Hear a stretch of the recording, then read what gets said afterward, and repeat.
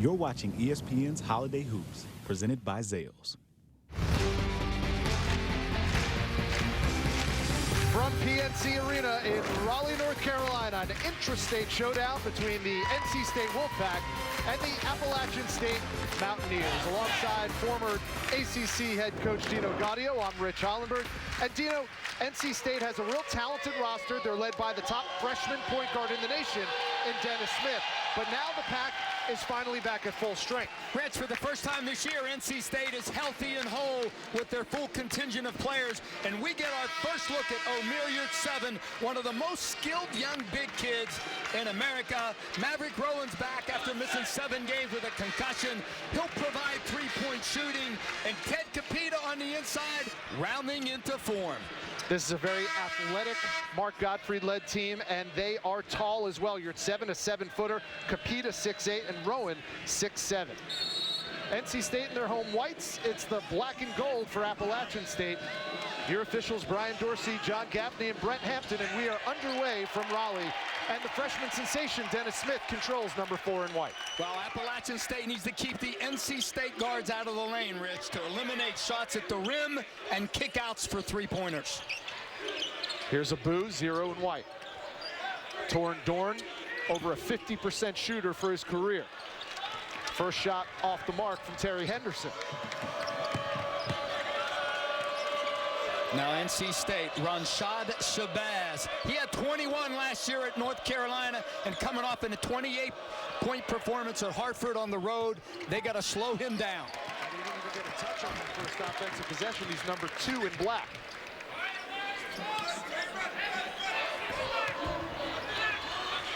Smith and Dorn, quite a combo.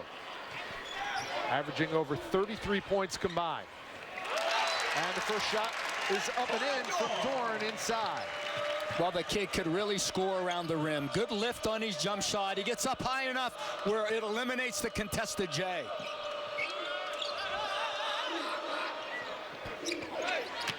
Deep shot, no good from Calvin Robinson, so the Mountaineers are 0 for their first 2. Here's Smith drawing the double team. That's what they want to do, Rich. They want to take the ball out of Dennis Smith's hands. DJ Anya getting the start, number 21 in white, after a career night the last time out. Abu, no good. But you know what? Godfrey has to be happy with that shot. Right in the lane, nice jump hook from Abu. Here's a quick release from Johnson, no good. And DJ Anya had a career-high 14 rebounds last time out against Tennessee State in their overtime win. Gets his first one tonight. Smith, out of bounds. It'll stay Wolfpack basketball. Almost 2 minutes gone by. And that's Dennis Smith's strength right there, getting the ball to the lane, creating for himself or others. What's the offensive identity of this Wolfpack team, Jim? Well, I think that they're really heavily relying on their 3 guards with Smith, Dorn, and Terry Henderson. Nice for Abdul Malik Abu to see one go down. He's suffering in the confidence department a little bit. He is. He struggled his last 4 games out, so that's a good sign for him and the Wolfpack. Here's a steal, and it'll be an easy slam for Smith. He took it easy on that one. In overtime the other night against Tennessee State, he threw down a thunderous dunk. Hey, we got a lot of basketball to play. We don't need any shattered backboards this early in this one. An early 6-0 start for Mark Gottfried's Wolfpack. That's too casual of a pass. It's got to be a hard snap. And you know what, Rich? Don't throw it to the offense. Throw it away from the defense. Now, if I'm Jim Fox, I'm telling my guys, fellas, we got to get the ball on the interior here. Mark Gottfried in his 6th season at Raleigh, 20th overall as a head coach, sitting on 393 career wins, and he's really ushered in a brand new era of success with the NC State Wolfpack. 4 NCAA tournament appearances in the last 5 years, including 2 Sweet 16s. And he had to get some brand new suits, too, with all that weight he lost. We're going to talk about that. Yeah, we'll tell you more about that later. There's Jim Fox in his 3rd season, only 40 years old, spent 13 years at the knee of Bob McKillop, one of the legendary coaches at Davidson. Obviously, Jim Fox had a major hand in recruiting one Steph Curry to come to Davidson, and he led them to an Elite 8 back in 2008. I like it. I like Appalachian State trying to go on the interior on that possession. Second App State turnover. 17:27 to go in the first half.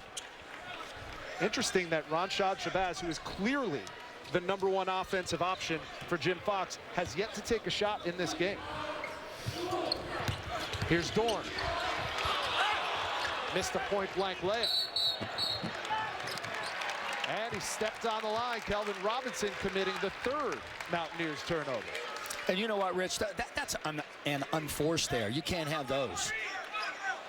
They're trapping you. You're getting pressure, not an unforced error, which just gives the ball right back to the pack in the front court. Neither of these teams exceptionally strong on the defensive end. At least the numbers don't bear that out. NC State giving up about 76 points a game. That's last in the ACC. Foul underneath and a scrum for the loose ball. And it's going to be against NC State. First one on Malika Boo. And Jim Fox talked about it, the shoot-around today. One of the big keys is balancing out the backboard. They can't get dominated on the glass. That's a good box out right there for App. Number 25 in black, Jake Babick checking in. He leads this Jim Fox-led team in assists, and he brings it up for the black and gold. Starters still on the floor for the NC State Wolfpack. But they are back at full strength, and when they are clicking, they will be dangerous this year. Weak side rebound to Dorn. Good transition defense by Appalachian State. That's a big key as well. Make sure you're making NC State play 5-on-5. There's Smith. What a smooth game for a freshman. Plays for a freshman with such poise. Tough to speed him up. Mark Godfrey told us at practice, no matter who they are playing, he thinks he's the best player on the floor.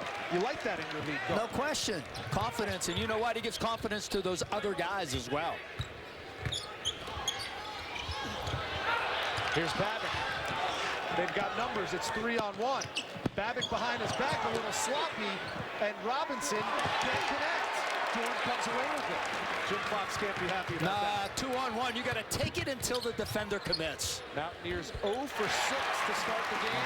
Abu has his second bucket of the night. Yeah, you're disappointed you screwed up the 2-on-1 fast break. That's got to be automatic.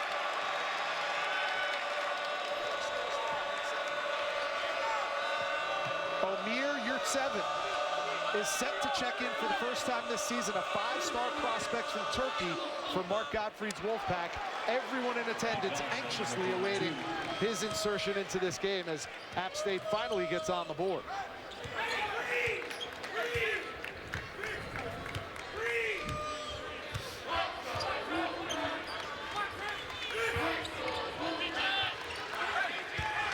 Here's Anya, double team. 10 on the shot clock. A pretty good rotation defensively out of the double team for App. Wow! That's just a wet jump shot right now. Hand in your face, doesn't matter. Well, you know what the scouting report is, Rich. You got to try to lay off to him and keep him out of the lane. He's making those jump shots. That's a tough cover right there. Hand on the ball, out of bounds. We've reached our first time out of the contest. NC State, a hot start. 12-2 over the Mountaineers. ESPN's exclusive presentation of college basketball is brought to you by Zales. Celebrate your lasting love with gifts from Zales, the Diamond Store.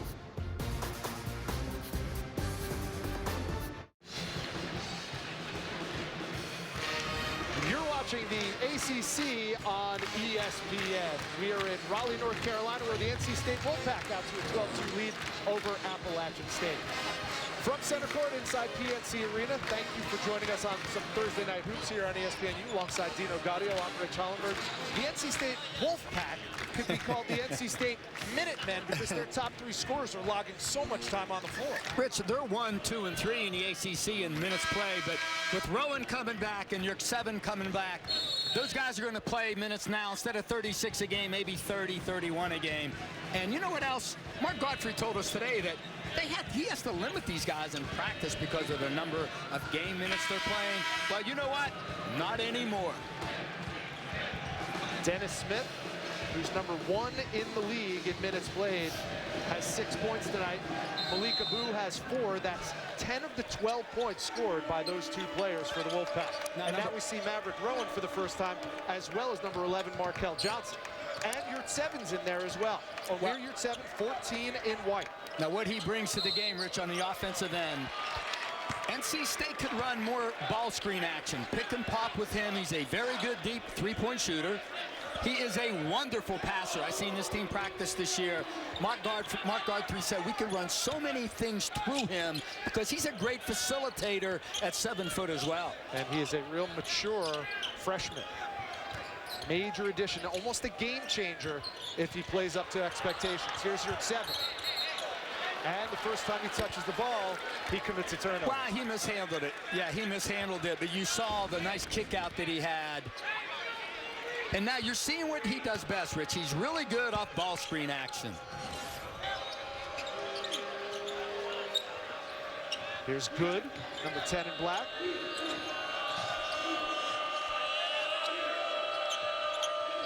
Ronshad Shabazz, his first shot of the game. The left-hander is good on a three-point shot. You can see why he leads the team in scoring. I love the offense from App State. They took the ball from one side of the floor to the other, make the defense shift from ball side to help side, and then you'll get a good shot.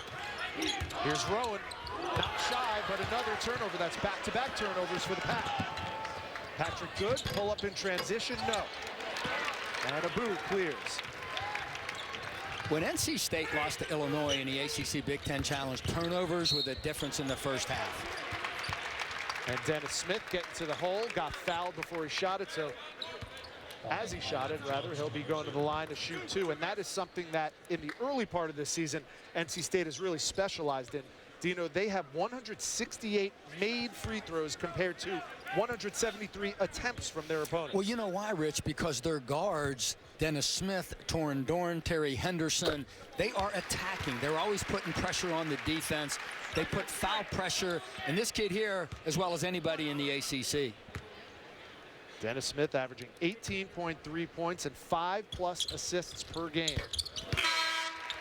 A lot of people speculating he's going to be one and done. And you're seeing with Maverick Rowan able to play in a game. Now they have a 4th perimeter guy they could rotate in, give Dennis Smith a little blow in the first half here. They've got terrific shooters on the floor right now. With 7, Rowan, and also Torin Dorn. Here's Johnson. Too strong.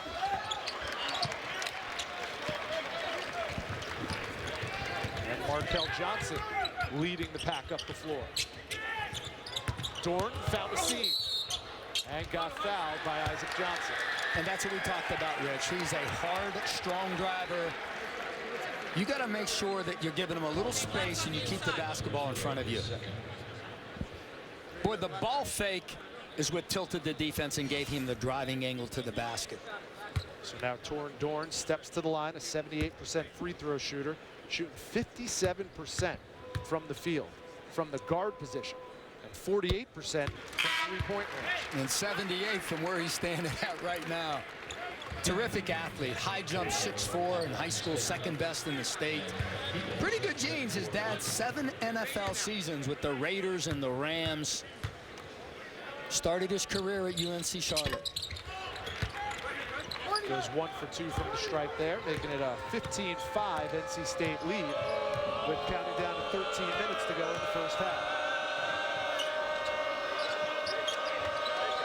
Leading scorer for App State, Ronshad Shabazz, number 2 in black, only has 1 field goal attempted. It's a 3-pointer.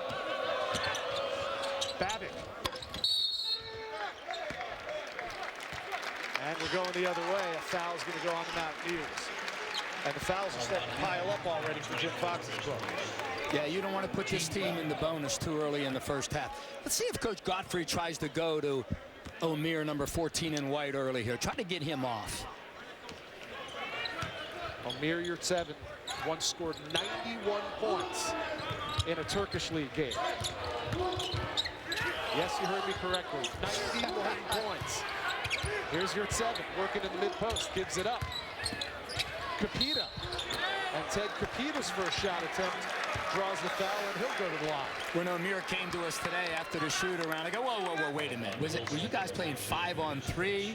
He didn't know how to take it. No, 5-on-5. Said he had 48 at half, Rich. Wanted to get 100, and they took him out with 2:30 to play. Very well-spoken young man, extremely smart. He's an engineering major. His father was an engineer. Mark Godfrey joked, he said, "You're only going to be here a year or two. You really want to major in engineering?" He said, "Yes, I do." He aced the math SATs, literally aced it, got them all right on the math SATs the first time he tried. That's unbelievable. And it's incredible how well spoken he was, a command of the English language. And they wave off that free throw make because Omer Yurtseven was called for the foul. And you got to remember, he's just a freshman, hasn't played a lot of basketball. When he was playing over there, playing with older guys, so he wasn't getting the minutes that he wanted. That's why he came to the States. Here's Good, guarded by Johnson. Baseline, Babick, yes, and the foul. And Jake Babick gets in the scoring column. See, I love how Appalachian State takes the ball from the right side to the left.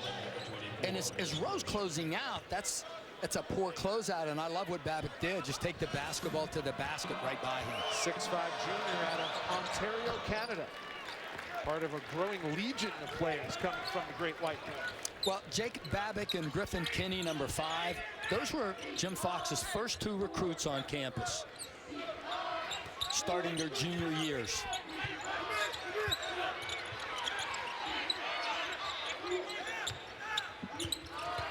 The pick and roll, Yurtseven, no. But you're seeing, Rich, he can shoot it with either hand. Hasn't been the cleanest of premieres for Omer Yurtseven. Another Appalachian State turnover, and we'll take a timeout with 11:48 to go. Speaking of Omer, even when he's not working, he's working. We'll have Fran Bashilla join us on the call with more on Omer's premiere after this.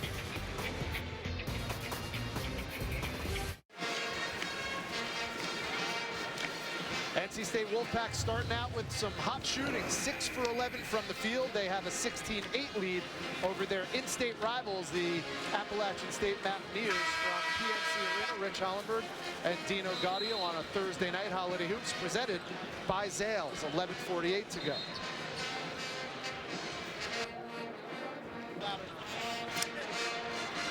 And Rich, what this young guy brings to the game is a tremendous skill set at 7 feet. He could shoot the 3, a wonderful pick and pop, ball screen, big guy. And inside, he could go with either hand, right hand, left hand, jump hook in the lane. We've got to remember, he's a freshman in his first collegiate game right now. Speaking of freshmen, Markel Johnson running the show right now for Mark Godfrey's club. Sometimes he likes to play him with Dennis Smith. Well, Markel Johnson deserves the minutes because he's been just outstanding. Nice look down low. Yurtseven found Rowan out to Capita. Mid-range jumper no good. And Dorn crashing the boards gets fouled. That's one of the challenges for Appalachian State, doing a good job on the backboard. You can't give NC State 2 and 3 shot opportunities. NC State coming in, averaging just 35.6 rebounds a game. They're actually being out-rebounded overall by their opposition. Quite the opposite for the Mountaineers. They're averaging almost 41 boards a game and have a 6-rebound advantage. Rowan's shot is good. A 3-pointer from Maverick Rowan.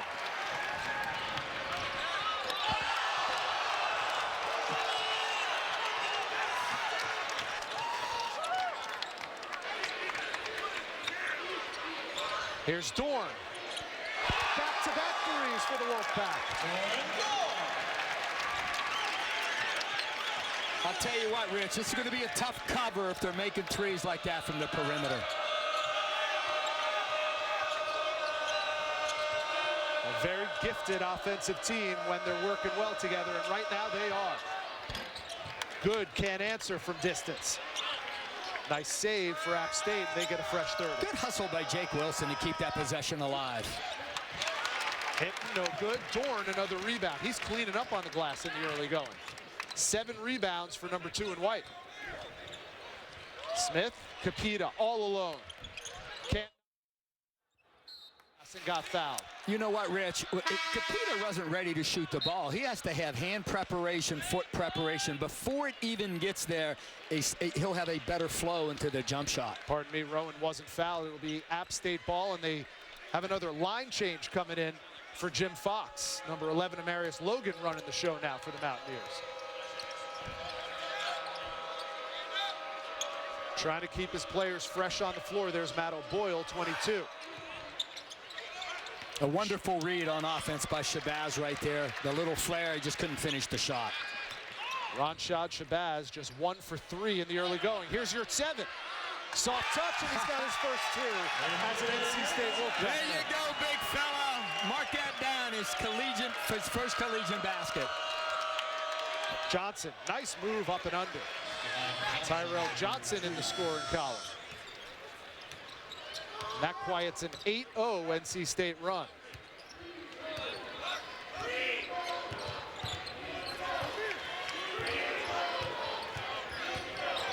Here's the pick, there's the roll, and your 7 got fouled and will go to the line. And that is something, once your 7 gets his legs under him, we will see a lot from Mark Godfrey. And you know what, Rich? This wasn't a lot of ball screen action from NC State before this kid came in. There's the ball screen. And like you said, once he gets his legs underneath of him, he'll finish that play. But already we've seen since his insertion in the game, 3 and 4 ball screen actions by the Wolfpack. And Dennis Smith, not that he's played with a ton of guys, he's only a freshman himself. But Dennis Smith said, O'Meara is the smartest player he's played with. And the 2 of them together, even as freshmen, man, oh man, look out. I mean, look at the kid 7 foot. Look, watch the ball roll off his fingers here. A wonderful touch. The 7-footer has 4 points. Knocks down his first 2 free throw attempts of the season. It's a 26-10 North Carolina State lead.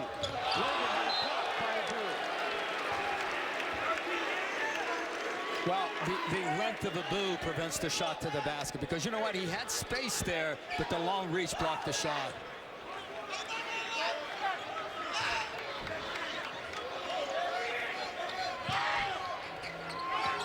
Logan thought about it. From inside the arc, no good. Johnson got pushed from behind by a boot. Tyrell Johnson has saved 2 and 3 possessions for them on the offensive boards. That's an effort area. 32 in the dark is really bringing it tonight on the glass. Second foul on a boo, so that brings B.J. Anya off the bench and back into the game. B.J. Anya had a career night last time out against Tennessee State. 12 points, 14 boards, and 7 blocks. I told him you couldn't get 3 more blocks. Go for the triple-double. Come on.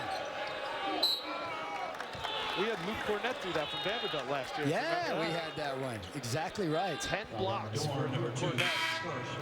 Remember he kept going to the free throw line, needed those. Missing. Lane violation, went back again, lane violation. Thank goodness he got it. Henderson back on number 3, and White Matt Rowan takes a seat on the bench. And now we see 4 starters and O'Meara 7 on the floor for Mark Godfrey. Well, you know he's one of their best 3, so he's got to get time out there with those other guys. And he's not lacking for confidence. Here's Shabazz, surveying, and somehow gets it to go. Ronshad Shabazz has 5. High off the glass. And the reason he was able to get the shot off, Rich, he shot it with his left hand, which he is, but great take by him. Anya looking for Yote 7, and B.J. Anya almost gets that one to go. Gives a little sheepish grin to the bench on his way back down. You know, Yote 7 said when he found out that he was going to be coming off the bench tonight, in all seriousness, he looked at Mark Godfrey and said, I'm not starting. Because you know what? When the Americans go over to Europe, they bring him over, they throw him right in the mix. He goes, Coach, I'm one of our best guys. Mark said, I know you got to practice a little more. There's Smith pushing the tempo. Smith got swallowed up by Tyrell Johnson, but got fouled and will go to the line. Boy, tough to stop him in transition. You know what you need to do, Rich? 2 guys got to corral him near the top of the key. You can't play defense in a transition mode against this guy. Dennis Smith, 5th in the conference in scoring, 4th in the conference in assists. And he's a very heady player as well. Came into this game with 45 assists and only 23 turnovers. Most head coaches would take those numbers from their point guard. Absolutely. And remember, he tore his ACL before his senior year. Never played his senior year in high school. But he is a talented, talented young man. Dennis Smith, a 6'3" freshman from nearby Fayetteville, North Carolina, leading this Wolfpack team in scoring as he is tonight. He's in double digits with 10. Nice stroke at the line, Rich, but he's got to carry it out to the three-point line. Only 26% from behind the arc. Here's O'Boyle. Griffin Kinney has yet to get in the scoring column. Shabazz, left hand, blocked by Anya.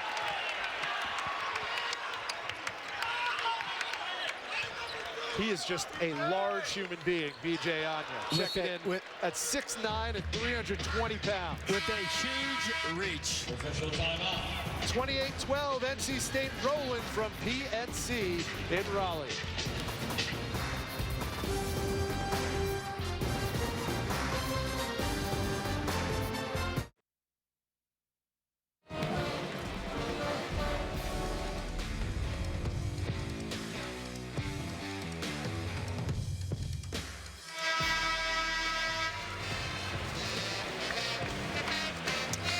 As a fellow Big East alum, I just love the way this sounds. Saturday, Georgetown at Syracuse at noon Eastern, part of Holiday Hoops, presented by Zales. It also is Pearl Washington tribute night, so a very important game, an impactful game, and an inspirational game all bundled into one. And as a Syracuse alum, do you know, Pearl Washington was everything. He was the reason I went to Syracuse. Well, he was the reason a lot of people tuned in too, and during his eulogy, Jim Boeheim said, he made our program and he made me. And that rivalry was one for the ages, starting in '84 when Pearl hit that heave and a prayer to beat Georgetown by a bucket. Scramble for the loose ball. Henderson comes away with it. And here's your 7. Good decision by the young guy. Very steady with the ball. Both teams a little sloppy here, Rich. Shabazz goes right into B.J. Anya and gets the bucket. Strength from number 2. I love it. He played off 1 foot right there, but he took it right to the big guy's chin. Ronshot Shabazz has 2 times as many field goal attempts as anyone else on this Mountaineers club. They need him to score in bunches if they're going to compete. Well, Rich, against that North Carolina team last year that went to the national championship game, he had 21 on Carolina in Chapel Hill. Loose ball out of bounds. And it's going to stay with NC State. See, one of the ways App State can score, they need to get some easy baskets. One of those ways is in transition, and I love it. Challenge that big guy. Take it right to his chin. I'm probably oversimplifying things, Coach, but he's 3 for 7 from the field. The rest of the team's 3 for 16. If I'm Jim Fox, I'm saying, get number 2 the basketball. Yeah, get him more looks. Smith, step back. Almost had a chance at a 3-point play. He'll go to the line and shoot. He's shooting only 26% from behind the 3-point line. Don't foul a 3-point shooter. I think they determined that Dennis Smith's foot was on the line, so it's just 2 shots. Don't foul a 2-point shooter, Rich. He just baits you. He's got that rope-a-dope kind of dribble. Good, you know what he has? Good change of pace. Yeah. Little rocker step, keep you off balance. The highest recruit ever for Mark Godfrey. Dennis Smith, already 10 points. Make it 11. And it's the largest lead for the Wolfpack, 29-14, as Ted Capita checks in for Omer Yurtseven. And Omer gets a nice round of applause from the Wolfpack faithful. Boy, Coach Godfrey had a little twinkle in his eye today. Like, I got all these guys back for the first time. I have some practice time with them, some games before we get into ACC play. Here's Kinney, surrounded by Wolfpack defense. And Anya comes away with the rebound. Because, Rich, with all the pieces in place, this could be an NCAA tournament team. That's an offensive foul. We're going the other way. Yeah, they called an illegal screen on BJ. First foul on number 21, BJ Anya. How about how good our guy Mark Godfrey looks right there, right? Dropped 30 pounds this summer. Oh, we'll show you how good he looks in just a little while. Stay tuned for that. He said he had to buy a lot of new suits, which he can afford. Nice pass. And Griffin Kinney's in the scoring column for the first time. You know what I like about the last couple possessions from App State? They're scoring the ball in the lane. Shabazz took it in there, and then right there, Griffin Kinney. Can't show any fear when you're going up against a power program like the Wolfpack. Henderson drills the three. Terry Henderson's first points of the game, shooting it at a 38% clip coming into tonight. Rich, 28 points he had on the loss to Creighton with 7 threes in that game. There's Craig Hinton answering with a 3 of his own. Transfer from VNMI is in the scoring column. Played for one of the great high school coaches in North Carolina, Mike Muse at East Forsyth. He was my assistant when we were at Wake Forest. The guy can just flat out coach. Henderson, baseline, no. Kinney, the rebound. And Logan wants to push the tempo. Short, Capita the rebound. You know why he missed it, Rich? He's fading back. Look out! An easy alley-oop from Dennis Smith to Terry Henderson. Well, when Logan missed the jump shot, you better get back on defense. It's a #1 priority for that point guard. There's Kinney backing down on you. Left hand blocked by Capita, but they're going to count the bucket. That's going to be Kenny, #5. On the lift of the shot defensively, man, you better get on your rollerblades and get back. But that's NC State basketball right there. Really good in transition. Terry Henderson 4 times already this season in their first 9 games, 20+ points an effort. He's really ratcheted up his scoring, averaging 17.2 coming into tonight. Mav Rowan back on the floor, 24 in white. Here's Capita. Wow. Nice movement from the big man. Nice movement and a nice pass from the big fella, Abu. Great look. They get the ball down to the low post to Abu. Yeah, as soon as your man turns his head, great cut. Ted Capita, 6'8" freshman, originally from the Congo, played some prep basketball at Huntington Prep. As a matter of fact, was a teammate with Ronshad Shabazz, who's the star for App State. How about that Huntington Prep team? Thomas Bryant, yep, who's at Indiana, Miles Bridges at Michigan State. And maybe most famously a couple years ago, Andrew Wiggins.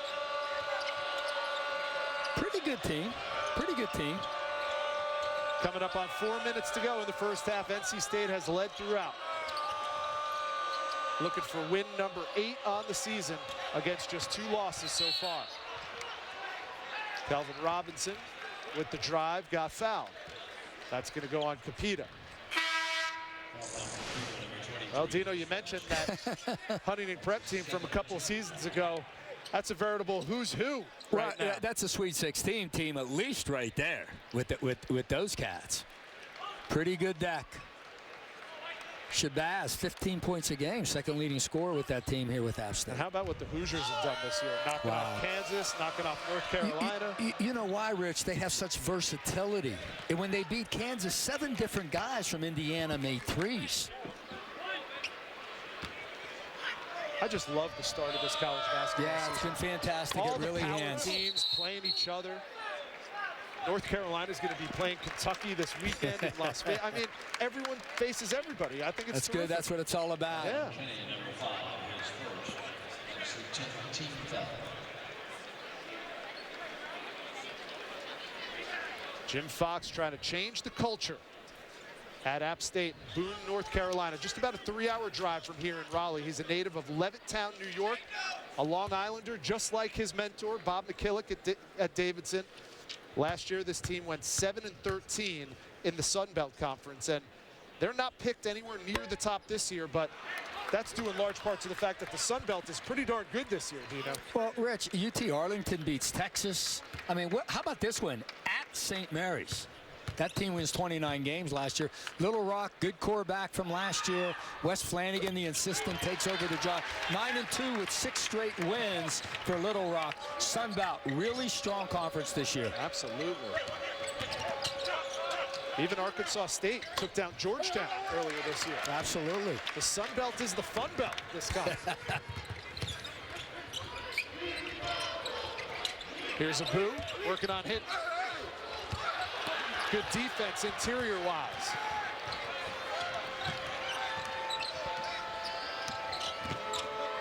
Smith went for the steal, loose ball.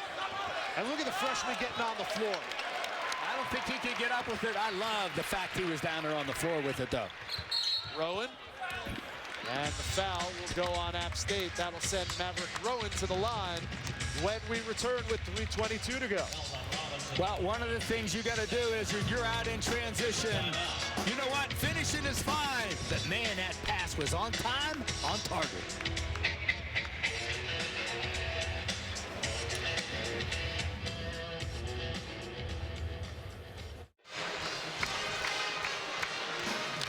Our next ESPN NBA Friday doubleheader has the Lakers in Philly to take on the Sixers at 8 Eastern. Then after that, the Mavericks in Salt Lake City squaring off against Gordon Hayward and the Jazz. And you can't mention NBA without thinking of one of our colleagues. He didn't work for ESPN, but he was one of us. We want to send our thoughts and prayers and condolences to the Sager family, as we all learned today that Craig Sager lost his battle to leukemia at 65 years old. What a warrior he was, what an inspiration he was to all of us. You nailed it, Rich. What an inspiration. He handled that with such class and such dignity. And he taught a lot of people that have cancer right now how they should attack it, how they should go about it with a positive attitude. He was just sensational how he handled that situation. You saw the Jim Valvano banner hanging here at PNC Arena. Just last season, it was Craig Sager, the recipient of the Jim Valvano Courage Award. And we all know someone who's been affected by or been touched by that awful disease, and Craig Sager brought a face to it as much as anybody has. And I saw a tweet from his son, Craig Jr., who said, "Time to pay it forward now." Yes. That's exactly what his pops would have said as well. And I know Jimmy D was last week, but you know what? The monies that go into that have already saved lives, so keep thinking about it, keep donating to it. Maverick Rowan, who was 8 for 10 coming in from the line, now 10 for 12 with those 2 free throws. He has 5, and it's a 40-22 NC State lead. And you know what, Rich? When he had the concussion and was out 3 weeks, couldn't do anything. Yeah. Mark Godfrey said he wasn't even allowed to ride the bike. So he's got to get his legs under him for a while. But he is a knockdown shooter. He is that. And you know what? With great size, it's 6'7". Yeah. Talked to him earlier today. Since I live in the state of Florida, I know people who watched him play. And he played for Elevate out of Fort Lauderdale, and he was so dominant in the state championship game a couple seasons ago. He scored 36 points. I said, "So what? You were just in the zone? You were feeling it?" He looked at me, straight face. He said, "Now it's just like any other game." The young guy exudes confidence, doesn't he? That's what you like from your shooters. Got to have a short memory. Under 3 to go. All NC State in the first half. You're 7 for 3.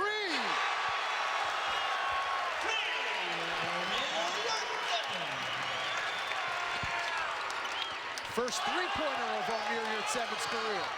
And a block by Henderson on the other end. Pack looking to add to their largest lead of the game.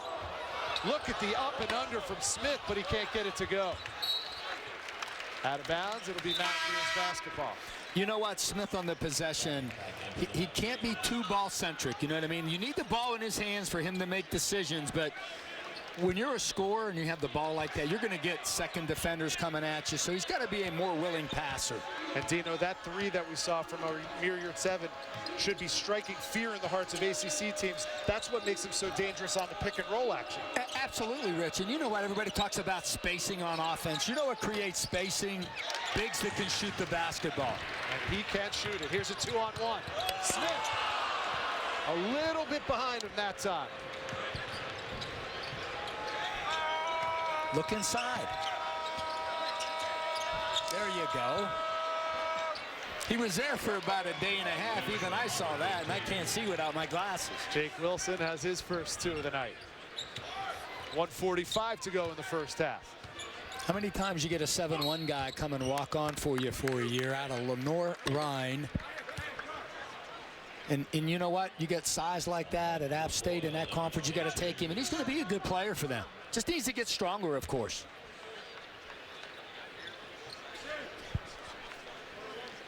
Terry Henderson at the line for the first time tonight, a 77% free throw shooter this season. Has 5 tonight. And now has 6. Tonight after women's volleyball, it's Sports Center at night with Stan and Neil. They'll have updates and a full breakdown of Thursday night football, Rams and Seahawks. And we'll talk hoops, NHL highlights, NFL news, and everything else. Stan and Neil from the West Coast after NCAA Women's Volleyball Championship on ESPN. And Terry Henderson, Rich, last year, he played all of 6 minutes last season. So he's a new guy for this team as well that Mark Godfrey's having to try to weave in to the fabric of this team. 90 seconds to go in the first half. Good call. Offensive foul. We're going the other way. John Gaffney, good call. Now, Dino, you talked about how much of an impact Terry Henderson has had. And from his first year at West Virginia before he transferred from Bob Huggins' program where he averaged 8 and then nearly 12. This year, averaging 17 a game. Well, one of the things we knew he could always do was shoot the basketball. And he's getting better in one of the areas that he's deficient is on the defensive end of the floor. You're at 7. Wow. Now, the big guy isn't setting the ball screen. He's coming off of it.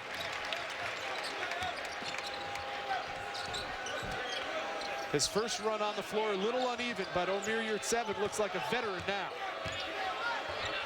Now he's D'ing up Kinney and forces the bad shot. You know, I liked his patience on defense. Showed the referee his hands, make them go over you, not around you. And isn't that the hallmark of a European player? Very fundamentally and technically sound. No question. Great pass by Markel Johnson. Johnson to Capita, who has 7. You know what that... Sorry, Dino, with 48 points, that ties the most they've scored in the first half this season so far. And when we saw Maverick Rowan foul down this end down here, Rich, that was a fatigue foul. You know, he's not in great shape because of the 3 weeks off, so an unintelligent foul by a really smart player. And now with 43.1 ticks left. Yeah, so Mark... Number 22, Sean Kirk will check in for the first time. And Mark took Rowan out. He needs a little blow right there. Babick knocks down the first free throw. He leads this team in assists. Had 11 points and 5 rebounds in their opener against Davidson. Mark said when Maverick Rowan, we looked at him on the bench right there, he's the first day he practiced, his cheeks were all red. He got those rosy cheeks. He goes, you knew he wasn't in shape. There he is right there now. Babick 3 for 3 from the stripe. He's now 18 for 20 on the season. Here's Henderson. Yurtseven threw it away that time. Tried to get a little too cute. And Marius Logan falls, and the ball goes out of bounds. Yeah, Yurtseven already made his mind up that he was going to pass it. Do what the game tells you to do. And you know what, Rich? With more playing time, he will. 22-point lead with 25.8 to go. Would you think that it's going to be just wait for one shot now? Well, Mark's going to take his timeout, use it or lose it. He had his full complement remaining, so he decides to call the troops over and discuss things a little strategy as they get set for possibly just one more shot to end this first half. Well, there were times this year when NC State's defense really came into question. You know, they gave up 112 points to Creighton, 88 to Illinois, but outstanding defense against Tennessee State, 0.8 possessions per 100. And you know what? Their defense is showing up again tonight, too.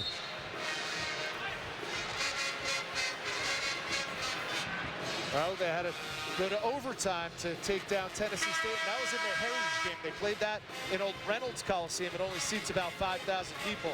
Before that, a 4-point win over BU at Illinois. Almost inexplicably lost by 14. And prior to that, wins over Loyola Chicago and St. Joe's. So things have not been completely smooth the first 9 games for Mark Gottfried, but he was biding his time until a game like tonight finally when he had his full complement of players. How can it be smooth when you don't have half your team right there? We're seeing App State in a 1-3-1, and I love what NC State did, get the basketball right in the middle. But how about Mark Gottfried? Only the 3rd coach in ACC history to take his team to the NCAA tournament in his first 4 seasons. Everett Case is a legend here. 137 wins in his first 5 years. Mark's second with 108. Nice take by Babick with time running down in the first half.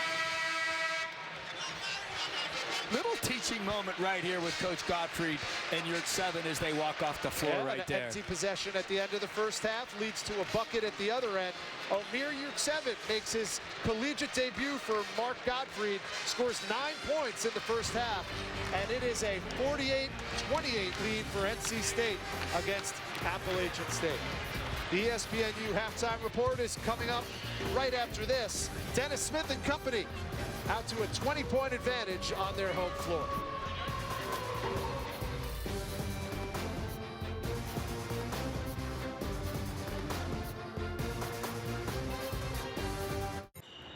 You're watching the Zales Halftime Report. Welcome to the Zales Halftime Report, along with Adam Finkelstein, Brendan Fitzgerald here. NC State, the Wolfpack, out to an impressive start this season. Will they be able to contend in the ACC? That is certainly a question. A big reason that is a question in the first place is because of Dennis Smith, who has been impressive early on. He leads the ACC in minutes played per game. What can you say, Adam, about this fabulous freshman? Well, you know what? In the year of freshman point guards, he may not be getting enough national attention. I mean, this guy can straight fill it up. He scores points in bunches, and he is a freakish athlete. As powerful as he is explosive, he can play above the rim. He can go by you not only in the full court, but also in half-court situations. That means he's an offensive factor, not only early in the shot clock, but also late. Points per game, 18.3 right now, and they certainly will rely on him after they lost so much, and then a couple of guys that flirted with the NBA draft decided to come back.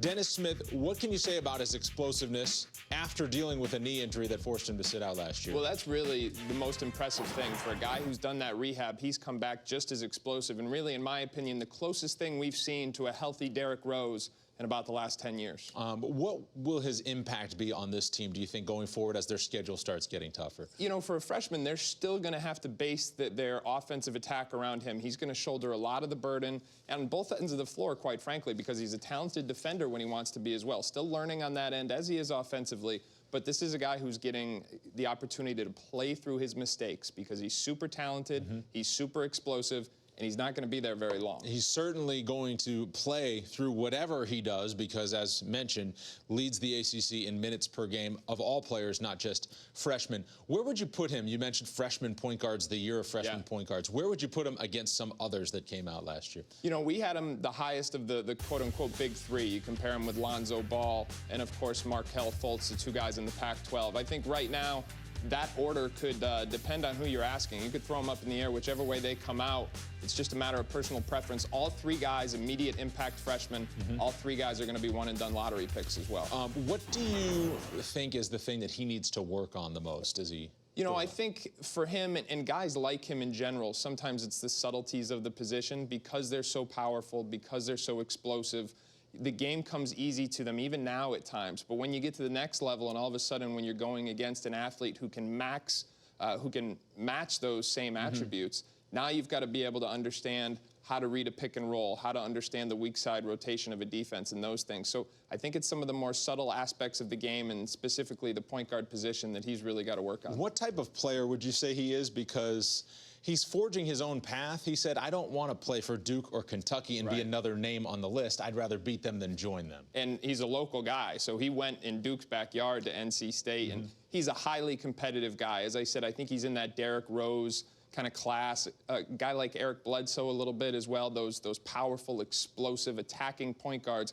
But he's got those competitive juices to match his physical attributes as well. In football, we've seen players enroll early, get there for spring football practice. Because of his injury, sat out his senior year of high school, actually enrolled early at NC State and was with the team. How did that impact the team, and how did that impact him kind of having a seamless transition this season? Well, I think it gave him an opportunity to rehab probably more efficiently than he would have been able to had he stayed in high school. He was, you know, had no intentions of leaving high school early. He tears that ACL, then he decides to go to NC State a year early.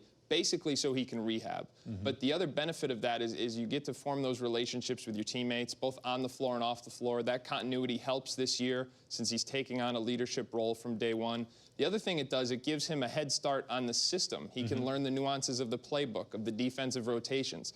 And that's another thing that's really going to ease and has eased that transition, why he's able to play so many minutes right off the bat. For Coach Mark Gottfried, it was certainly a big signing. Do you think it's a fluke signing that they got a player that high, or do you think it's a sign of things to come as he continues to build that program? No, the Pack's going to be in there for a lot of five-star guys, especially local products like that. I mean, Coach Gottfried has showed that in his time there.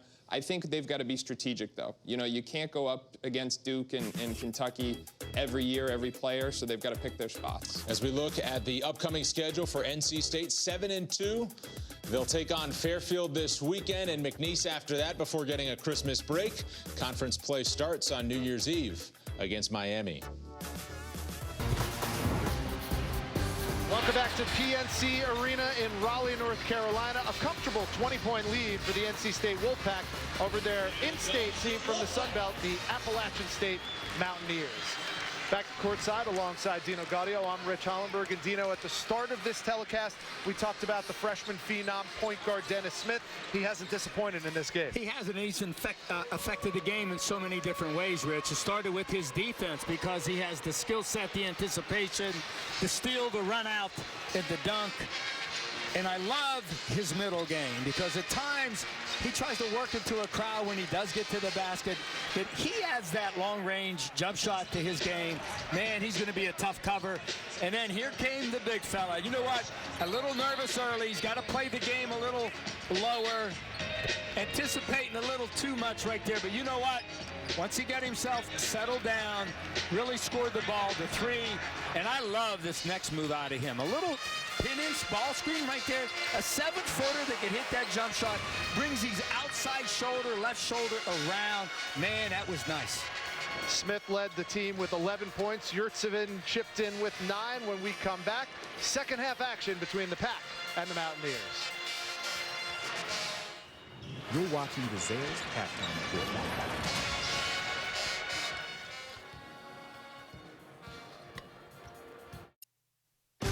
ESPN's exclusive presentation of college basketball is brought to you by Zales. Celebrate your lasting love with gifts from Zales, the Diamond Store. Inside PNC Arena, Holiday Hoops presented by Zales. 48-28, the Wolfpack looking for win number 8 on the season. They lead Appalachian State. Here's a look at our halftime stats brought to you by Zales, and NC State shooting it really well from the field, 54%, and holding App State to just 32%. App State shot more, actually, than the Wolfpack did, but shooting it at a low clip. Yeah, and the reason for that is the 18 free throw attempts by North Carolina State. And Mark Gottfried has to be happy. They're doing it on the defensive end, on the offensive end as well. The one thing they need to clean up is the turnovers, Rich. And a consistent effort is sometimes a consistent challenge when you have 4 freshmen, 2 sophomores. But you know what? They're finding that balance, and they're starting to become a little more consistent as they play more together. And it should be mentioned, one of those stats was bench points. 21 bench points by the Wolfpack. They came in averaging just 10 from their bench. So again, adding a player like Omer Yurtsevin really helps Mark Gottfried's club. And Maverick Rowan as well. They never had a bench before. Anya grabs the rebound off the miss. He has 4 tonight.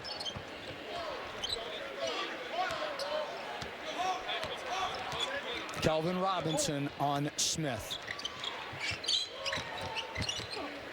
Smith, Henderson, Anya, Dorn, and Abu on the floor for the Wolfpack. And Henderson misses the first shot. Here's Logan taking it strong and going off the window. Amarius Logan gets the scoring underway in the second half. Well, that kid could really score, Rich. Over 1,700 points in South Carolina. The 7th all-time leading high school scorer in the state. Smith, little 2-man game with Abu, and he comes up short. Well, you know what? Abu's got to get a little more lift on his shot. That's why it was short. Inside, Terrell Johnson working on Abu. Here's their leading scorer, Ronshad Shabazz. Kinney, spin move. Left hand blocked by Anya. Boy, it looked like he had space when he stepped back through, but man, Anya's just so long with the wingspan. Smith. And now they'll reset with 13 on the shot clock. 7 to shoot. Smith drew the foul on Logan. Well, you know what? Logan was right into his shooting pocket with the foul, but Smith's so strong. Not many guys could even get that ball up to the rim like he did. I like what Mark Godfrey did. He just went flat, let the kid go one-on-one. Great call by the official.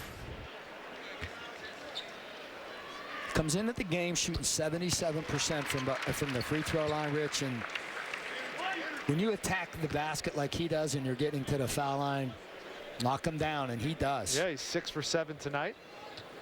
Make it 7 for 8. He has 13 to lead all scorers. Here comes Kelvin Robinson. If he looks like a running back, it's because he is. Over 2,000 yards rushing last year in high school. Yeah, Kelvin Robinson had offers from D1 schools to play football. Instead, chose the basketball route. Hey, he could have walked on at Arkansas, Miami, Oklahoma. 33 touchdowns last year from this guy. And then he ran a 4.5 40. At this rate, Dino, they need a couple of those touchdowns tonight. Smith muscles his way in for the three-point play. But not many freshmen can convert that play right there. And that was just straight. It was. Not many guys can take contact. And we just talked about Robinson, how big and strong he was, a running back in high school. To finish that, terrific strength. Hang time, balance, coordination. He's got all the tools in the tool belt. Dennis Smith Jr. And you know what? His facial expressions during the game doesn't change at all. Yeah. 16 for Smith. He had 30 earlier this year against Loyola Chicago. Kinney. There you go. Nice pump fake by Griffin Kinney. Sometimes simpler is better. Don't try to do too much. Just lift him, and when he goes up, finish the play.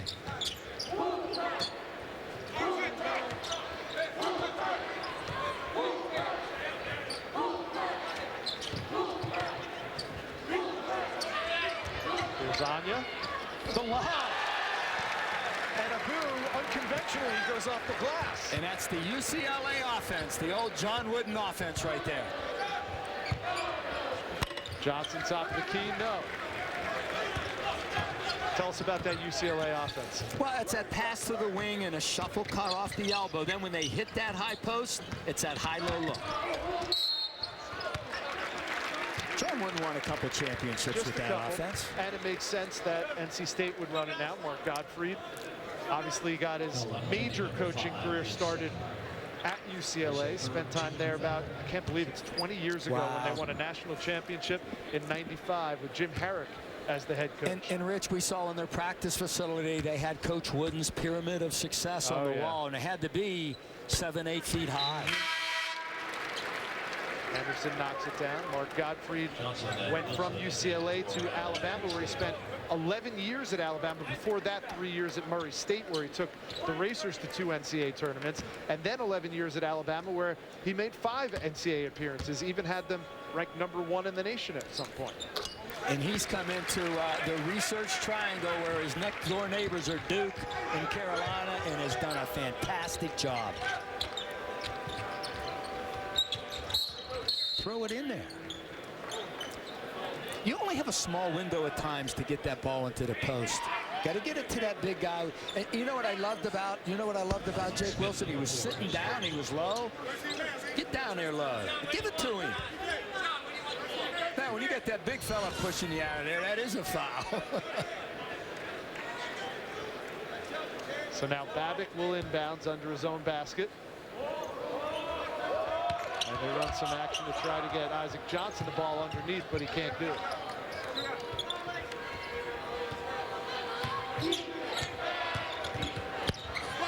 Logan had a shot altered by Anya. Anya can't grab it, and it'll stay Mountaineers basketball. Well, you mentioned the triangle here in North Carolina, Duke, and North Carolina make up the other 2 points of the triangle with NC State. After what we've seen so far and what you've seen from practice throughout the beginning part of this season, how do you think this Wolfpack team can compete with those two? I really like this Wolfpack team. I think Duke, when they're healthy, that's the best team in America that I've seen, Rich. And I've seen a lot of them practice, but and they haven't had Harry Giles back yet. But you know what? If Mark can get all the pieces in place, get him going for another 4 or 5 games, wow, Smith hits the big 3. There's no question they'll be competitive against those teams. First 3 of the night for Dennis Smith, who has 19. And Mark hasn't taken a backseat to either of those programs. You got 2 kids right now that might be Dennis Smith and your 7. Dennis Smith for sure, a one-and-done guy. Logan started this half off with a bucket, but hasn't hit one since. And when it comes to recruiting, Rich, the team with the most future pros in this league usually wins the league. We have a timeout on the floor with 15:49 to go. It's been the Dennis Smith show so far. Wow, we're looking at his strength right here. Plays through contact, a conventional 3, and then, man, he starts knocking this down. I don't know how you cover that guy. It's the official athletic footwear, apparel, and accessory brand of NC State Athletics. Be sure to pick up your own. You're watching ESPN's Holiday Hoops, presented by Zales.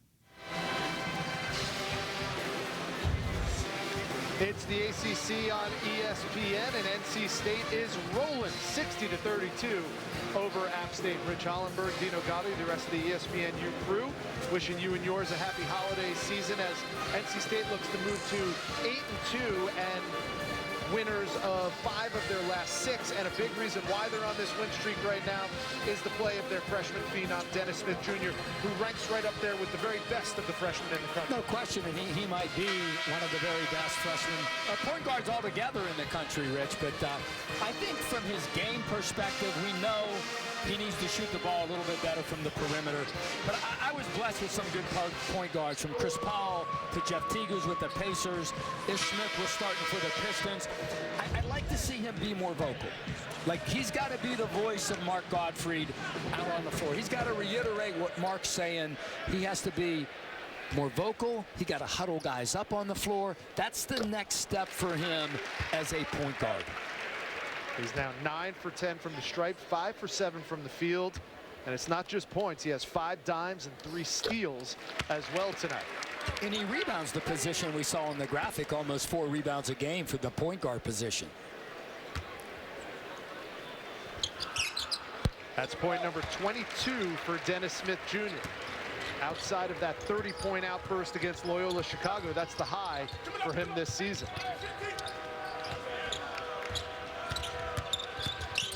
Here's Shabazz using that strength to get into the lane.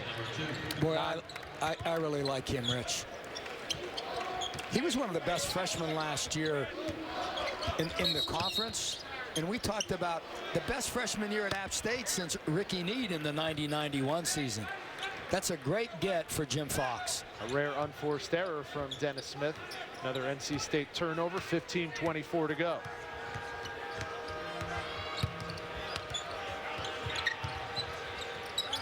Shabazz gets free.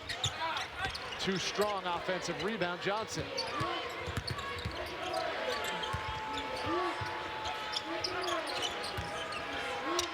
Now Shabazz starting to hunt a shot a little bit. Well, he's got to be the guy that's got to score for them. 5 minutes gone by in the second half. Circus shot by Ronshad Shabazz, and he is the first Mountaineer in double digits. And you know what I liked about the shot, Reed? He took the ball to the other side of the rim and used the rim as a protector. That took away the block shot. Here's a boo. Is that in his range? You know what? It's his range, but it wasn't a good shot. Yeah. The guy was right up on him. I think sometimes he's trying to show whomever I can expand my game to this area right here. But you know what? Play to your strength right now, which is inside. Abdul Malik Abu, 0 and white. He flirted with the NBA, tried out for the Celtics. They gave him some pointed words of critique, said Work on your jump shot, young man. You're going to be a pro. Work on your jump shot. Unfortunately for Mark Godfrey, he doesn't want him to work on his jump shot in game. Yeah, do what makes us good, and it'll all fall in place for you. And Jake Babbitt calls timeout after surveying the NC State defense. 14:27 to go. The Pack is back at full strength.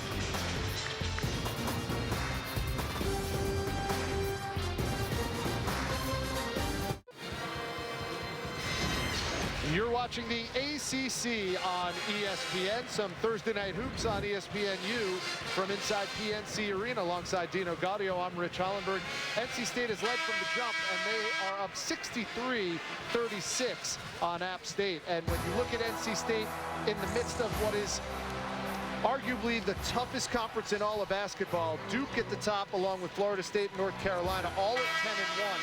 This is a league that at the start of this season, Dino, a lot of the prognosticators were saying you can get 10 or maybe 11 teams into the field of 68. I think the league optimistically is hoping for 11, that what the Big East did in 2011, right, Rich? But probably 9 or 10. Babbitt with the three, misses it. But I really think, like, Florida State's playing really well right now. That could be a little sleeper team in this league. And I think the other one, a team that's not ranked, Pittsburgh has some veteran guys. They start 4 seniors, Michael Young, Artis, the highest scoring duo in this league. They've always struggled to score the ball.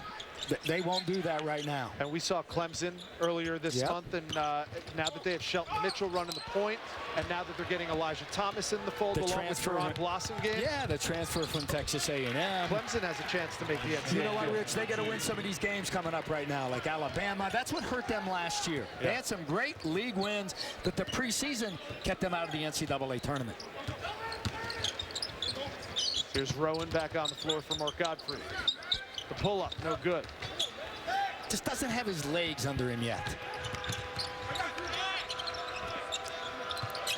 But Rich, you know we have the argument and the conversation every year, but I don't care what measuring stick you use.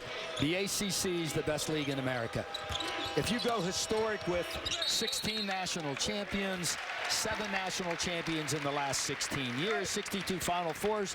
Okay, let's fast forward it. Last year, 6 teams in the Sweet 16. They win 19 NCAA tournament games. Those first 2 things, no one's ever done that. And we're talking right now about 10, maybe 11 teams in the field this year. And there are a lot of people, if you follow college football rather, the argument every week when they come out with the college football playoff rankings is every week you wipe away the records and you say, who are the best 4 teams? I know we're talking about 68 teams versus 4, but it's a different sport we're talking about. I buy into that model of ranking. Why not take the best 68 teams in the country regardless? Now, I don't want to diminish conference championships and conference tournaments because those are dynamite. That's what really gives birth to March Madness in the first place. There's so much fun, but I think there's room for really good teams that don't necessarily finish in the top 3 or 4 from a power conference like the ACC. I agree. I think this league has Duke, North Carolina, Louisville's as good as any defensive team in the country. They just need to score the ball. I think those teams have all chances to cut down the nets in Arizona. I think those are Final Four teams. And then we talked about Notre Dame, their offensive efficiency, Virginia.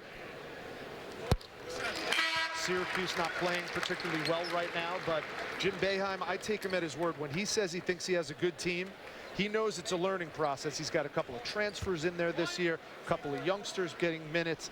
I believe they're going to be an NCAA tournament team as well. They just got to get more scoring and more productivity out of the front line, Rich. You start talking ACC, you're afraid you're leaving teams out because there's so many good ones in it. And listen, you're only as good as your weakest link, right? Wake Forest, who outside of Boston College was probably the worst team in this league last year. Everybody's raving about how much improved Danny Manning's club is. A good young kid and Collins on the interior. I really like him. They just have to go to him more, and he got to help himself by staying out of foul trouble. Babbitt threaded the needle inside. Johnson couldn't come up with it, but got fouled. Nice look from Jake Babbitt inside. And Isaac Johnson top rebounder on this club, will step to the free throw line. That's a terrific bounce pass. A bounce pass is a feeding pass. Isaac Johnson might have got away with a walk right there, but I love the pass. You know what? Give Jim Fox at App State a lot of credit. I mean, he has played a tough schedule. Like at Davidson, at Tennessee, he's in both of those games. At Hartford on the road, they win. Then you got at Duke, at Charlotte.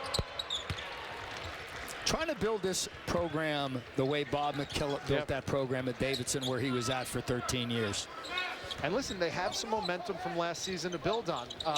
Little Rock, who won the Sun Belt last year and went on to the NCAA tournament, they beat Little Rock at the very end of the regular season. They barely missed the Sun Belt Conference Championship tournament, but they left that season feeling pretty good about themselves. And they should. And you know what, Rich? This is really Jim Fox's first team, where he has all of his guys. I know it's his third year. I would always say it's like your second year is like your first year. Nice take by Capita right there to finish the hopefully he makes the free throw to finish the conventional three, but he got his team here now at App State. Young team, 3-4 freshmen, a couple sophomores. They'll grow, they'll get better. And playing the schedule that he has played, that'll prepare them for the league. Capita with a season-high 17 has 10 tonight in just his 6th game for Mark Godfrey. He's another piece that is still just rounding into form as the non-conference schedule winds down. Jim Fox will next face James Madison, and they open up league play with a tough slate. They're going to do a Texas two-step starting on New Year's Eve. Texas State on the road, and then they face the Mavericks of UT Arlington, who are catching the attention of just about everybody, and follow that up with the aforementioned league champs in Little Rock. So an inauspicious start to the Sun Belt Conference schedule for Jim Fox and the Appalachian State Mountaineers. But again, just as Mark Godfrey's team is rounding into form in the non-conference, that's exactly what Jim Fox is hoping from his team. He was a great hire, and we got to remember when he took this program over, it was under NCAA suspension. They couldn't, no postseason, not even conference tournament in his first year in 2014-15. Matt O'Boyle knocks down the three, just the 3rd triple of the night for the Mountaineers.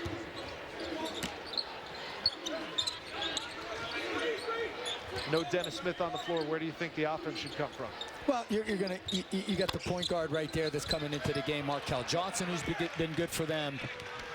I think Mark wants to see his guys not look at their scoreboard. Let's try to just execute our way to a basket. Good body control from Isaac Johnson, driving it and getting one to go off the window. 69-45. We're under 12 minutes to go in this contest.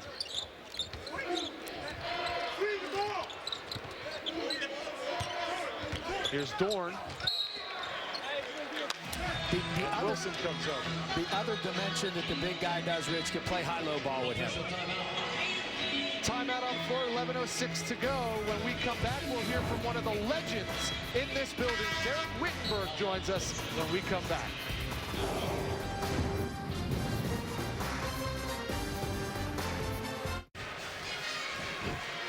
We'll talk loud. NC State rolling 69-45 over the Appalachian State Mountaineers. Holiday Hoops presented by Zales. And whenever you're in Raleigh, you have to stop by and have a chat with the mayor, the unofficial mayor of Raleigh, North Carolina. Derek Wittenberg joins us. Certainly you know him as a member of that 1983 national championship team that really helped fortify the NC State tradition, and you're staying very close and active with this program. What are you up to these days? Absolutely. I'm ecstatic to be associate athletic director here, and great opportunity I've been given by Dr. Yal and Dr. Woodson, our chancellor, and it's wonderful being back in Wolfpack Nation. Derek, you've seen this young team. What are your thoughts on this version of NC State basketball? Wonderful job of assembling a talented young team. We're quite new. We got a lot of new faces out there, but we're very talented. And Dennis Smith, our leader at the point guard position, is going to lead us. And we're getting better and better every day. This is the first game, guys, that we've had all of our guys together. So it's going to be exciting to watch this team. Derek Wittenberg coming in as a freshman. Derek Smith coming in as a freshman. Come on now, be honest. Who would you put the ball? Whose hands would you put the ball in? No. Like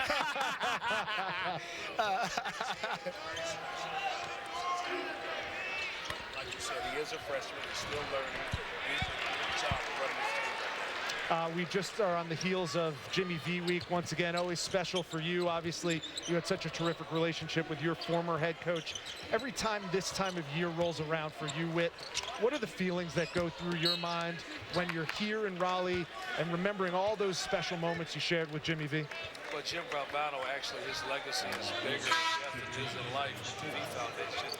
And our goal was, if we couldn't save his life, is to raise money for cancer and try to save other lives. And we're doing some great work at Jimmy V Foundation, and we just started a $200 million campaign, and we're excited about the future of our foundation. Well, I want to congratulate you being a movie producer. That 30 for 30 Survive and Advance was dynamite, and it really brought a whole new look of that magical 83 team to a new generation of basketball fans. So thank you for that, and always good visiting with you, pal. Thank you. I enjoyed working with you guys. It's been short, but I love it. Thank you very much. All right, Derek Wittenberg, member of the 1983 national champion NC State Wolfpack. Always great to visit with him, and he is present and accounted for at just about every Wolfpack game, Dino. And the kids love visiting with him, too. He comes to practice, gets to talk to everybody. As you see, fittingly, the point guard, Markel Johnson, chipping in with two.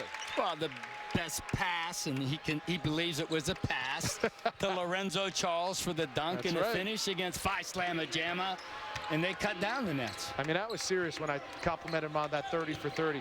People forget how absolutely impossible that run was. Not only the NCAA tournament, but the ACC tournament. They had to win the ACC tournament, Rich, just to get into the NCAA tournament. And they had to beat Ralph Sampson and Virginia. It was incredible, truly incredible. He and Sidney Lowe and Lorenzo Charles and Thurl Bailey was just recognized at the Heritage game this past time out against Tennessee State. What a team.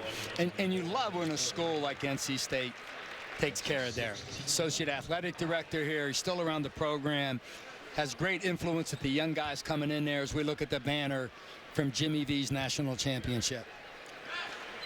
Of course, a ton of history. We were at the Dale Center where they practice, and you walk in and you forget how much history this program has been steeped in, from the 70s to the 80s with him, and now again the new era with Mark Godfrey trying to bring some of that glory back to Raleigh, North Carolina.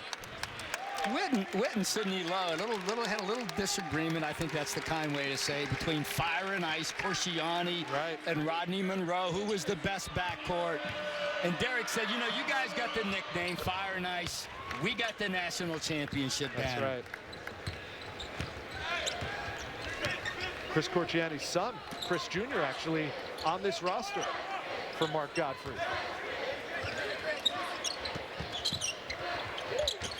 Nice pass. Inside, Rowan can't finish. Great look by Abu. You're right, Rich. And it was a great play set up. A little big, low away. You got to finish that. See, that's what you want to do. You want to execute. That was a terrific play. They got a great look right there. Just wasn't able to finish. Inside, Kinney, no. And Dorn comes away with the rebound. Dorn has 10 rebounds tonight. Only 7 points, but he's working on a double-double. Get it out. Get the outlet out.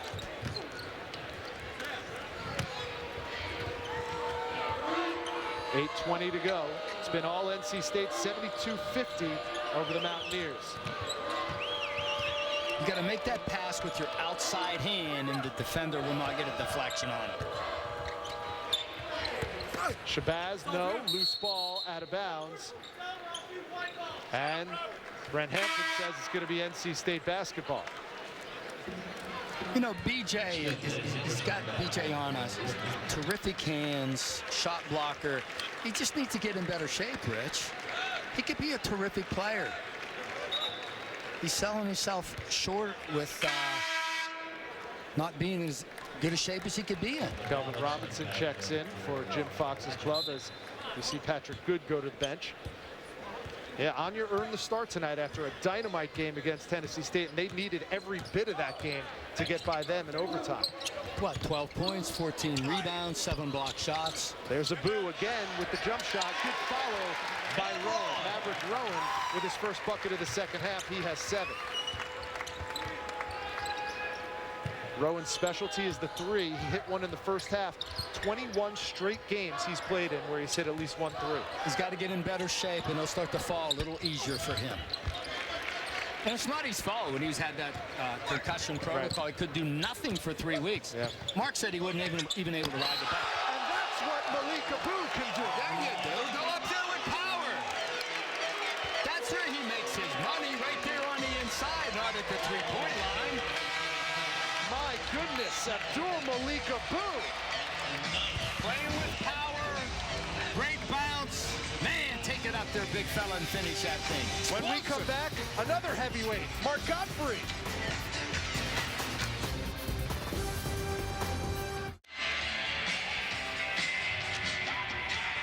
NC State shooting 49% from the field. They have a 76-50 lead over App State with 7:26 to go. And this was the scene from earlier on this season. At the start of the season, Mark Gottfried lost 30 pounds after a heart procedure. He's been working the flywheel like a madman, and he wanted to show off his newfound body. I called him a heavyweight going to break, Dino. He's more like a flyweight right now. Wow, when he's up against Deontay Wilder, the current heavyweight champion. And you know what? I love what Godfrey's doing right here. Look, he's a good 6-7 feet away from him, making sure he's outside of that punching range right there. But yeah, Mark was telling us he had a heart procedure. They put him under and actually put the paddles on him to shock his heart, and said he needed to get in shape. Lost 30 pounds, is in one of the bike classes called flywheel, and he says when he gets done with that thing, he is soaking wet. But man, he looked good at the shoot-around today. Mark Gottfried, one of the great characters in college basketball. We got to know him as a comrade of ours when he had a microphone like we do now, working for ESPN for a couple of years after his tenure at Alabama. But now he is back and one of the most energetic coaches in college basketball. And you know what, Rich? When it came down to the recruiting of Omer Yurtseven, Evan Daniels talked to Orlando Early about him, and they watched some tape, and then Mark Gottfried and Orlando Early, one of his assistants, went over to Istanbul, Turkey, and it came down to Utah, Syracuse. There's Orlando right there, the lead assistant on that recruitment. And the kid said because Coach Gottfried came over, the head coach, that was the difference maker for him. That's why he's in Raleigh, North Carolina right now. That guy right there, one of the great recruiters in the country. Never underestimate FaceTime. No question. No question. And this is one cool dude. I'm looking forward to America, college basketball fans getting to know Omer Yurtseven. In just a little interaction we had with him this afternoon at the shoot-around, you want him to be successful. You want him to do well. You mentioned it earlier, Rich. Perfect score on the math portion of the SAT. You kidding me? And now Brian Dorsey, lead official, going over to the scorer's table. Not quite sure. They're checking if possibly if the clock was correct, but everything seems to be on the up and up, and Babic will inbounds under his own basket. There's a catch and fire. Shabazz, no. Abu with the rebound. Up ahead, Rowan underneath. What a great pass. I know Rowan gets the bucket, but what a great pass. Kinney. Shabazz too strong. He has 14 points, but his shot's been off tonight. Yeah. You know? But you know what, Rich? I like his shot. Wonderful lift, high elevation, high release. Smith Jr. hasn't scored in a while. He missed that jumper and a foul underneath. It's going to go on App State. I'll tell you what, a terrific deep pass. Fastest way to get that ball up the floor is through the air. And you can tell that Maverick Rowan is finally starting to get his legs under him, running the floor very well. And he'll go to the line and shoot 2 right now, looking to get into double digits. Sometimes we can't see on TV, but this is a kid that's 6'7". He has great length, good size, rebounds well. And you know what? He has got and I'll quote Mark Gottfried so I don't get in trouble for this, he's got stones. This young man does not lack in the confidence department. You were telling me about the high school game today, man. He said, you said he's really feeling it. You know, just regular day. Yeah, set a freshman record for threes last year with 81. Tonight he's doing most of his damage underneath the basket.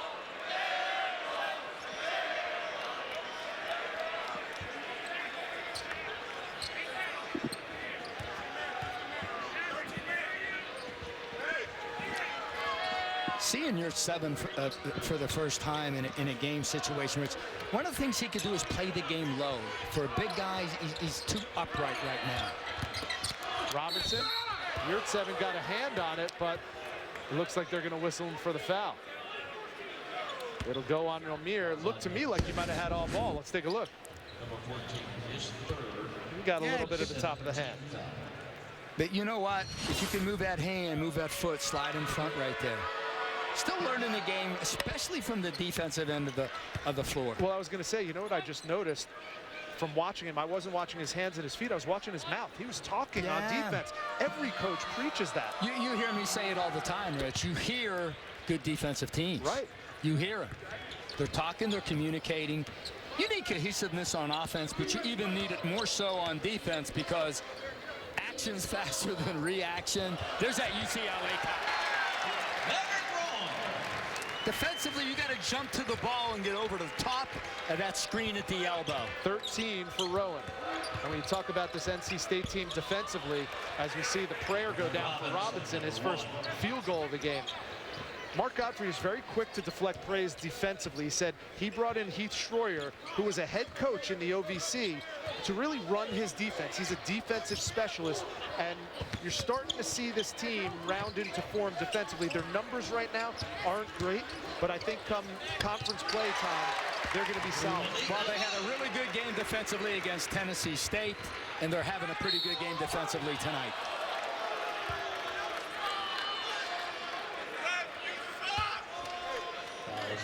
You got to remember, 75% of the minutes this year are by guys who did not play last season for NC State. 5 Wolfpack members in double figures right now, and your 7 stuck on 9. Here's Griffin Kinney at the line, and he misses the first. There's Heath Schroyer, the man in black. He's a Johnny Cash fan, you can tell. Picking up the towel, but yeah, he has sort of spearheaded. If you have a defensive coordinator in basketball, he's the guy for Mark Gottfried. Former head coach at Wyoming, and that's where Mark Gottfried actually got his first look at him. NC State was playing Wyoming, and he thought to himself, you know, if he ever becomes available, he's a guy I'd put on my target list. And lo and behold, after last year had a lot of success at UT Martin in the Ohio Valley Conference, reached out to him, and the timing worked out for both. You know, I would always say you got to have a defensive voice in practice. When the head coach is on the offensive side of the ball, you have to have a guy on the defensive side where there's no slippage. A rare second half turnover for the Wolfpack. They've done a much better job of protecting the ball this half than they did the first half, but nevertheless, App State ball. And you see 5 minutes left, your team's up 30, and Dennis Smith is still all up in the jersey. That always made me nervous. You always get those assistants in your ear. Get him out, get him out. I'd say, let me coach, let me coach. The lob. And Dennis Smith was being very unselfish on that pass, but I don't know how he thought Sean Kirk was going to get to that alley-oop.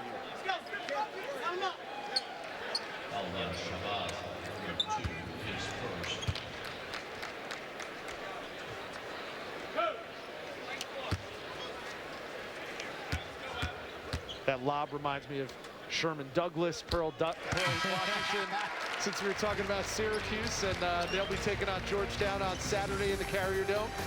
That's going to be on ESPN at noon. And I think back, I have so many memories of the Georgetown-Syracuse rivalry. One that jumps out is that 1990 game, last game of the regular season.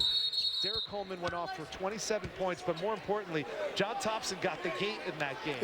And Jim Boeheim, in his book, Bleeding Orange, Jim Boeheim wrote, it wasn't so much that I loved that John Thompson got thrown out of the game, it's that he went out and he was exhorting the crowd as he went. He really bought into that whole atmosphere. And that's what sealed the deal as one of the great rivalries in college basketball. And JT3, Georgetown, 4 straight wins now, but they lose Isaac Copeland, the 6'9", and he started for almost 2 years, Rich. Big East all-freshman team. I think that's a big loss, but the graduate transfer, Rodney Pryor, nearly 21 points a game, shooting 53% from behind the three-point line. The Robert Morris transfer has been sensational for Georgetown. They had a couple of head-scratching losses, but despite the wins or losses, it seems like he's been the constant for them. He really has.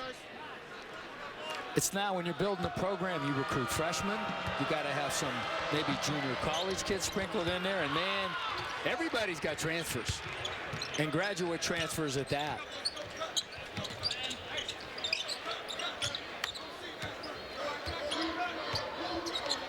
So now Smith is out and Markel Johnson running the show for the Pack. He calls his own number. Wild shot from beyond the arc. Darius Hicks seeing part of his limited action tonight. Good, short on the 3. And we're counting down to 4 minutes to go in this one. Bobbin. I like what I've seen from Jake Bobbin. I do too. You know what? He has a good face out on the floor. And what I mean by that is he has a look of confidence. And a timeout called by Mark Godfrey. 3:56 to go. It's an 86-58 NC State lead. This halftime report is presented by Zales. Celebrate your lasting love with gifts from Zales, the diamond store.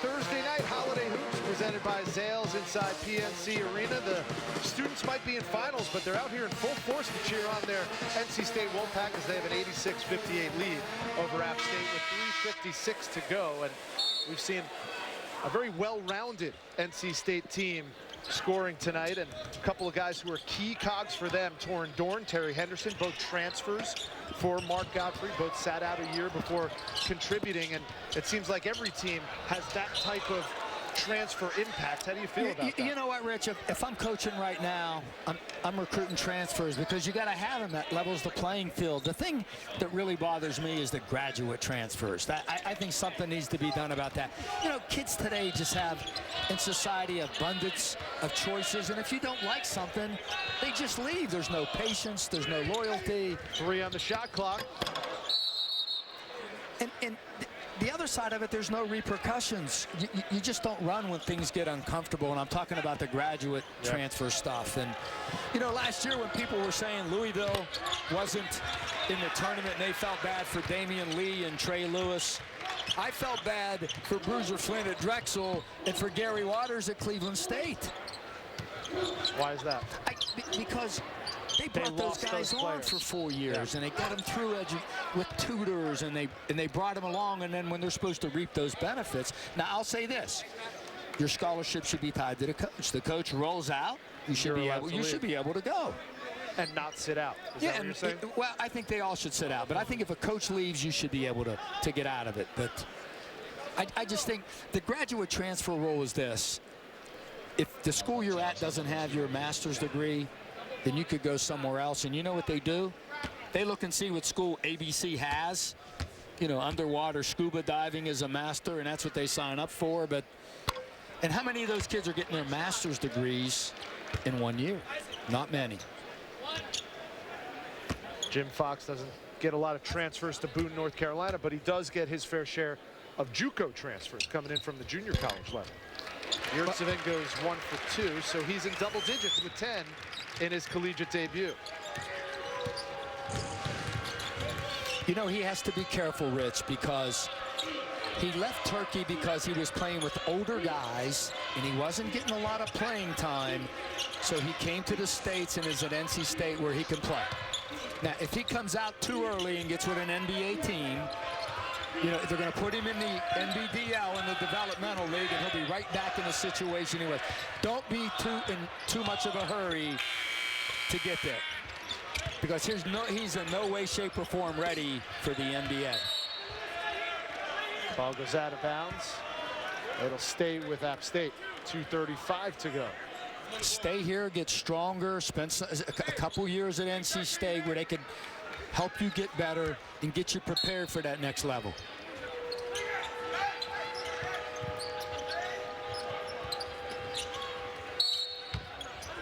He's going to be a talented player, but, you know, just what I'm seeing right now, there's no way he's ready for that next level.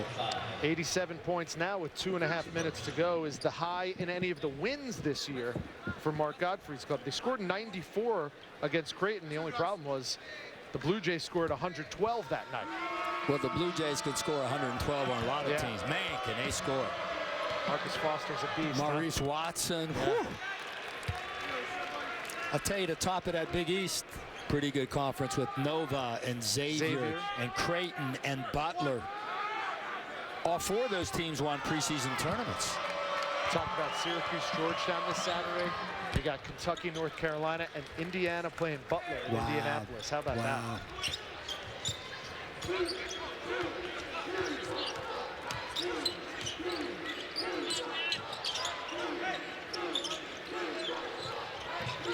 Another great matchup. Notre Dame with those guards, shooting the ball so well, taking on that Purdue front line. Yeah, 4 ranked teams in that building. Wow. Nice pass. Wilson went a little too deep in. Yurtseven got the foul anyway. What a great feed into the post. Terrific duck in. Just got to get a little stronger where he could finish that. Yeah, we talk about recruiting guys like Omer Yurtseven. That's one of the things that Bob McKillop at Davidson has mastered. He is one of, if not the best, international recruiter of talent, and that's something that Jim Fox, if he really wants to mirror that Davidson program, is probably going to have to dip into that pool as well. Rich, they're right down the street from where I live. 7 guys of the 13 scholarship players from 7 different countries. Yeah, on photo day, they all take pictures with their country flags.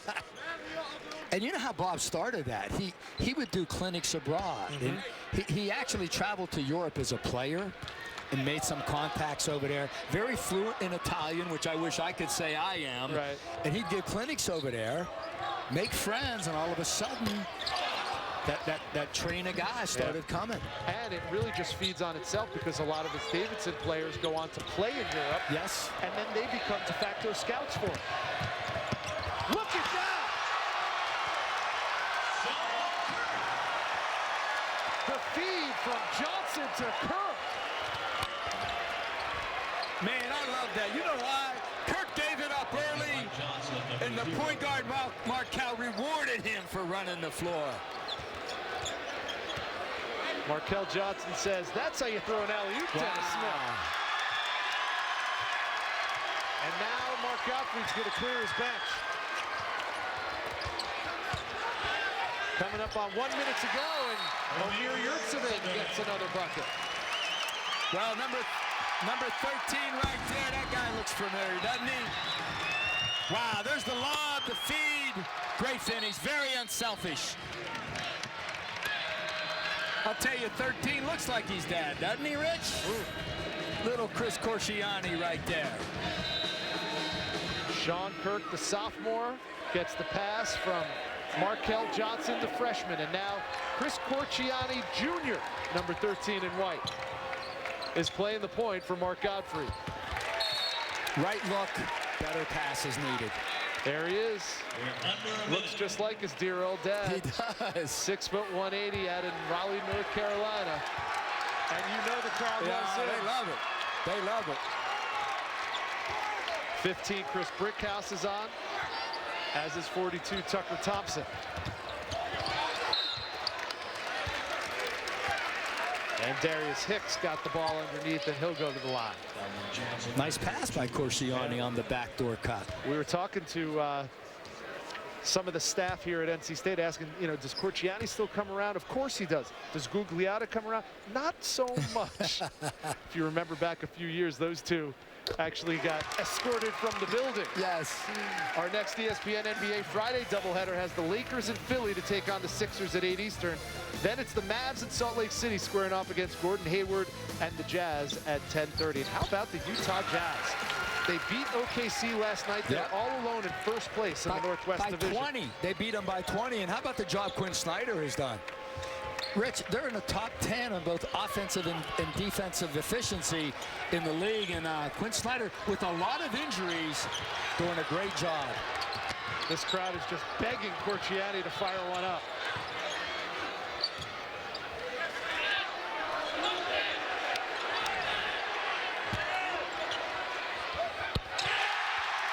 And listen to the crowd. Tucker Thompson gets 2. 10 seconds left. Oh. NC State sets a season high with 97 points, and they finish off the App State Mountaineers 97-64. Final comment, Dino? Well, I thought it was an all-around very good performance for NC State on both sides of the ball. And you know what, Rich? Getting those guys back in the fold, those guys that haven't played, man, it's going to bode well for NC State moving forward. Omi Yurtseven gets 12 points. Dennis Smith leads all scorers with 22. A big win for the Pack. Coming up next, DePaula Temple women's basketball. We send it out to Roy Philpott and Brooke Weisberg. 1,000 kids get Mr. Wolf polio figure.